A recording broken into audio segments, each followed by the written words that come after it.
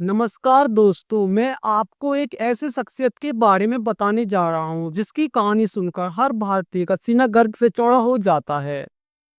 ये कहानी है एक ऐसे बच्चे की जिसके घर की आर्थिक स्थिति खराब होने के कारण उसने अखबार बेचे और अपनी मेहनत और लगन से भारत के पहले गैर राजनीतिक राष्ट्रपति बने। जी हाँ, मैं बात कर रहा हूँ भारत के मिसाइलिस्ट man doctor APJ Abdul Kalam की। उनकी कही हर एक बात एक प्रेरणा है, एक सीख है, लेकिन राष्ट्रपति भवन तक का उनका सफर आसान नहीं था। एक साधारण मुस्लिम परिवार से होने के कारण उन्हें कई चुनौतियों का सामना करना पड़ा, पर उन्होंने हार नहीं मानी, बल्कि अपनी मुश्किलों को ही अपनी उड़ान की ताकत बना लिया। न सिर्फ खुद ऊंचा उड़े, बल्कि भारत के कई महत्वपूर्ण मिसाइल और अंतर्राष्ट्रीय परियोजनाओं को भी नई ऊंचाई दी। तो कैसे उन्होंने इन मुश्किलों का सामना किया, कैसे लोग उन्हें भारत का मिसाइलिस्ट मैन कहने लगे। 15 अक्टूबर सन 1931 को रामेश्वरम के एक तमिल मुस्लिम परिवार में जन्मे कलाम साहब के पिता जैनुल्लादीन एक बोट ओबिन थे जो हिंदू तीर्थ यात्रियों को रामेश्वरम की सैर कराते थे। उनकी माँ घर संभालती थी। उनका घर छोटा था लेकिन परिवार बड़ा, 4 भाई और एक बहन जिसमें अब्दुल कलाम सबसे छोटे थे। बड़े परिवार के कारण घर में अक्सर पैसों की कमी रहती थी, इसीलिए 10 साल की उम्र में अब्दुल कलाम ने घर की मदद के लिए अखबार बेचना शुरू कर दिया।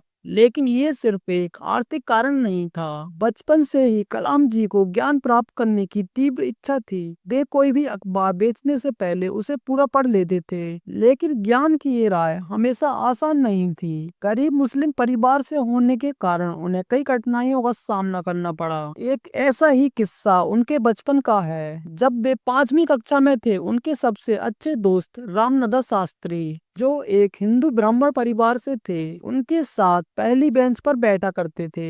एक दिन एक नए शिक्षक स्कूल में आए और एक मुस्लिम लड़के को ब्राह्मण लड़के के साथ देखकर चौंक गए। उन्हें उनका साथ बैठना पसंद नहीं आया और उन्होंने कलाम जी को आखिरी बेंच पर बैठने के लिए कहा। लेकिन क्या उन्हें आखिरी बेंच पर बैठना उन्हें जिंदगी में पीछे छोड़ने वाला था? बिल्कुल नहीं। उन्होंने तो ये ठान लिया था कि वह आखिरी बेंच पर बैठकर वे दुनिया बदल देंगे। शायद इसलिए वे हमेशा कहते थे, राष्ट्र के बेस्ट ब्रेन क्लास की आखिरी बेंच पर भी मिल सकते हैं। ऐसे ही कई जीवन के सबक जीते जी सीखकर अब्दुल कलाम आने वाली पीढ़ी के लिए छोड़ गए। लेकिन उनका वह सपना 2020 तक भारत को एक विकसित राष्ट्र बनाने का कहीं ना कहीं आज की पीढ़ी भूल रही है। उनके जीवन के सबक को अगर आप भूल जाएंगे तो आप जिंदगी में कितने पीछे रह जाएंगे। तो चिंता मत कीजिए, आज उन सभी जीवन के पाठों से सीखते हैं।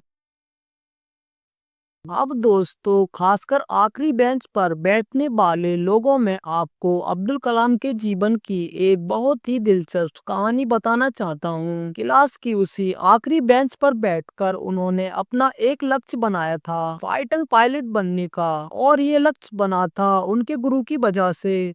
एक दिन उनके टीचर मिस्टर सिबा उनकी कक्षा को ये सिखा रहे थे कि चिड़िया कैसे उड़ती है। 25 मिनट समझाने के बाद किसी को कुछ समझ नहीं आ रहा था। इस पर टीचर ने एक सरल सा समाधान निकाला, अगर थ्योरी से समझ नहीं आ रहा तो प्रैक्टिकल करके सिखाना पड़ेगा। और बस यही था समाधान। स्कूल खत्म होने के बाद वे सारे बच्चों को पास के एक समुद्र किनारे ले गए। वह उड़ते हुए पक्षियों को लाइव डेमो दिखाकर उन्होंने बच्चों को चिड़िया की पूंछ की पोजीशन से लेकर उनके पंखों के आकार तक सब कुछ समझाया। चिड़िया की वह उड़ान कलाम जी के दिमाग में बैठ गई और उन्होंने तय कर लिया कि वे बड़े होकर फाइटर पायलट बनने जैसा बड़ा लक्ष्य हासिल करेंगे, क्योंकि उनका ये कहना था, छोटा लक्ष्य रखना अपराध है, हमेशा बड़ा लक्ष्य रखो। लेकिन अपने सपनों को पूरा करने के रास्ते में उन्हें हार का सामना करना पड़ा। और ये कि अपने सपनों को पूरा करने के लिए 1955 में उन्होंने मद्रास इंस्टीट्यूट ऑफ टेक्नोलॉजी में एरोनॉटिकल इंजीनियरिंग में दाखिला लिया। वहाँ उन्होंने अपने एक प्रोजेक्ट पर बहुत मेहनत की। जब उन्होंने प्रोजेक्ट को पूरा किया तो उन्हें लगा कि अब उन्हें कोई बड़ा एरोस्पेस प्रोजेक्ट तो मिलेगा ही। तो उन्हें भी लो लेवल अटैक एयरक्राफ्ट बनाने का प्रोजेक्ट मिला। लेकिन सबमिशन के दिन जब उन्होंने अपना प्रोजेक्ट सबमिट किया तो प्रोफेसर को उनका ये मॉडल पसंद नहीं आया।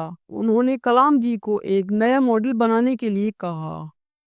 अब अगर नया प्रोजेक्ट बनाना हो तो कम से कम 1 महीना तो लगेगा ही। उनके प्रोफेसर ने इतने समय के लिए साफ मना कर दिया और कहा कि 3 दिन है तुम्हारे पास, मुझे नया मॉडल बनाकर दो वरना अपनी स्कॉलरशिप भूल जाओ। ये सुनते ही कलाम जी के होश उड़ गए। क्या कम समय में इस प्रोजेक्ट को पूरा करना कलाम जी को रोकने वाला था? बिल्कुल नहीं। जो था इंडिया एयरक्राफ्ट ऑफ देहरादून का इंटरव्यू। लेकिन जैसा मैंने पहले कहा, उनका सपना अधूरा रह गया क्योंकि इस इंटरव्यू में 25 लोगों में से सिर्फ 8 लोगों को चुना गया और उन्हें पता चला कि कलाम जी कौन सी पोजीशन पर थे। 9 भी सिर्फ एक पोजीशन की वजह से उनका ये सपना सपना ही रह गया। यह इंसिडेंट उनके लिए बहुत बड़ी सीख थी, इसलिए इस इंसिडेंट को कलाम जी ने अपनी आत्मकथा my journey transformer dream into action में लिखा है, जिसकी सीख में वे कहते हैं, यह तभी होता है जब हम असफलता का सामना करते हैं, तब हमें एहसास होता है कि हमारे भीतर हमेशा से संसाधन मौजूद थे, हमें उन्हें बस खोजने और अपने जीवन में आगे बढ़ने की जरूरत है। चाहे वे अपनी निजी उड़ान में पीछे रह गए हों, लेकिन इनके इस मंत्र की वजह से वे पूरे भारत को सफलता की उड़ान देने वाले थे। जब उनका इंडियन एयरफोर्स में सिलेक्शन नहीं हो पाया, जब उन्होंने 1958 में डिफेंस रिसर्च एवं डेवलपमेंट ऑर्गेनाइजेशन DRD को ज्वाइन कर लिया।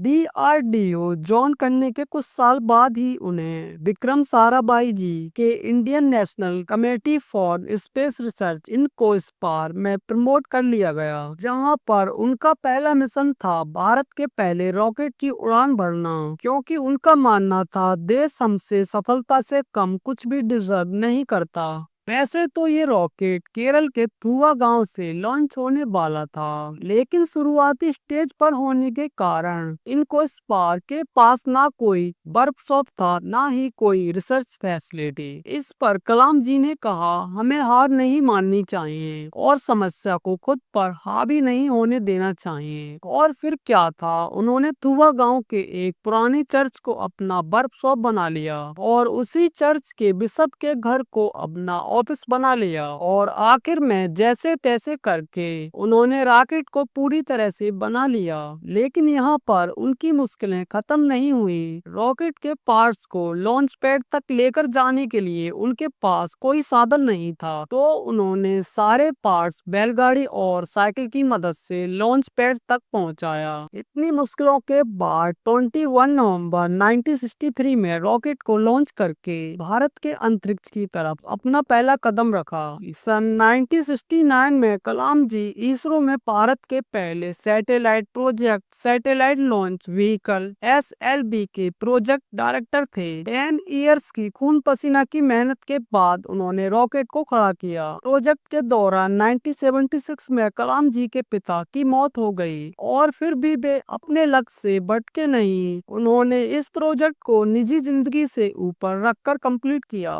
लेकिन जब अगस्त 1979 को लॉन्च किया गया तो सेकंड स्टेज में टेक्निकल इश्यूज की वजह से रॉकेट बंगाल की खाड़ी में गिर गया। जब प्रोजेक्ट फेल हो चुका था तो सारे लोग उन पर सवाल उठाने लगे। तब प्रोफेसर सतीश धवन, जो उस समय इसरो के चेयरमैन थे, उन्होंने इस फेलियर का पूरा श्रेय अपने सर पर ले लिया। उनके इस लीडरशिप की तारीफ करते हुए कलाम जी हमेशा कहते हैं, एक लीडर के पास एक विजन और जुनून होना चाहिए और किसी भी समस्या से डरना नहीं चाहिए। इसके बजाय उन्हें ये पता होना चाहिए कि इसे कैसे हराया जाए। सबसे महत्वपूर्ण बात, उन्हें ईमानदारी से काम करना चाहिए। लीडर के इसी सीख को हथेली पर रखकर फेलियर के सिर्फ 1 साल बाद ही उन्होंने नए सैटेलाइट लॉन्च व्हीकल SLV-3 का निर्माण किया।